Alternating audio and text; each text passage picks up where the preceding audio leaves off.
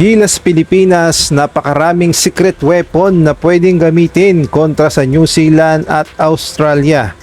Samantalang bagong sibol na mga Gilas player magagamit sa hinaharap. Ngunit bago tayo magpatuloy, pakipindot naman ang like, subscribe at ang notification bell para updated ka sa susunod kong i-upload. Kung tutuusin talaga ay basang-basa na ng ating mga kalaban ang ating lineup sa Gilas Pilipinas dahil alam naman nating lahat na itong si Coach Tim Cone ay ini-implement ang kanyang Final 12 na maging intact dahil daw sa team chemistry at familiarity ng mga player.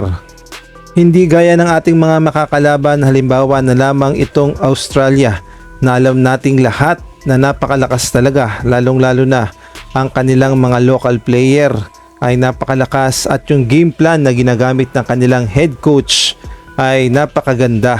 Kung tutuusin, sila nga ang number 1 sa standing sa FIBA World Cup Asian Qualifiers na may record na 4-0 at wala pa nga silang talo.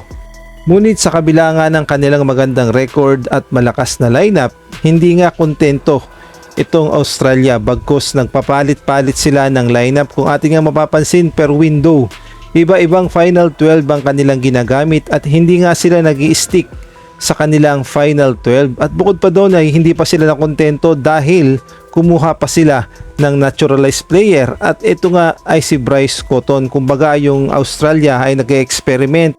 Kaya naman rotational yung mga kanilang player o papalit-palit dahil kumukuha nga sila ng mga magic bunot, secret weapon at gumagawa sila o bumubuo sila ng kanilang pinakamalakas na Final 12 sa pamamagitan ng rotational o papalit-palit na mga players dahil dun kasi malalaman kung sino ba talaga sa mga nabuo nilang Final 12 ang pinakamalakas.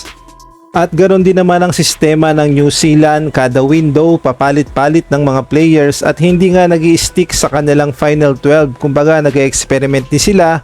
At dito nga nila malalaman kung sino nga ba yung mga malalakas na player at sino nga ba yung kanilang solid na Final 12. Ang nakakalungkot nga lang pagdating kay Coach Tim Cone sa Gilas Pilipinas, yung mga players na dapat sanay mabigyan pansin o dito tayo makakakuha ng mga magic bunot, mga secret weapon ay hindi nga napapansin at hindi talaga nabibigyan ng pagkakataon na mapabilang man lang sa mga laban ng Gilas Pilipinas, pasok sa Final 12 halimbawa sa FIBA Asia Cup, sa FIBA World Cup Asian Qualifiers. Ayan nga ang masakit na katotohanan na hindi na nag-experiment si Coach Tim Cone ng bumuo ng bagong Final 12 bagkus focus tayo sa ating Final 12 dahil pinaninindigan ni Coach Tim Cone yung familiarity, chemistry dahil sa kanyang paniniwala ay doon tayo lalakas at doon makakabuo ng solid na lineup. Samantalang future is bright para sa ating Gilas Pilipinas sa mga laban ng Gilas dahil bumuo ang SBP ng 24-man pool na Gilas Pilipinas Youth na pagpipilian upang isabak sa SIABA Qualifiers.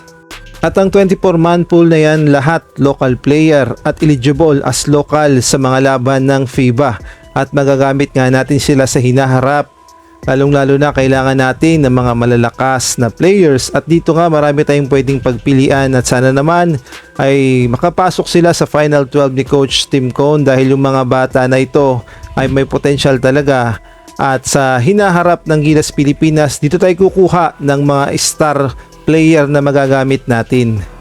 At ito naman good news para sa Gilas Pilipinas Women dahil ang Samahang Basketball ng Pilipinas ay nakahanap na ng kanilang bagong head coach sa katauhan ni Coach Burke BT Tews, ang dating head coach ng Japan na tumulong sa Fujitsu Red Waves na makapasok sa finals at makuha ang back-to-back champion noong 2024 at 2025. At siya nga ang napili ng SBP upang tulungan ng Gilas Pilipinas Women na umangat dahil sa kasalukuyan number 30 sa FIBA ranking ang ating Gilas Pilipinas Women. Kaya naman umasa ang SBP na makakatulong itong si Coach Burke na palakasin ang ating Gilas Pilipinas.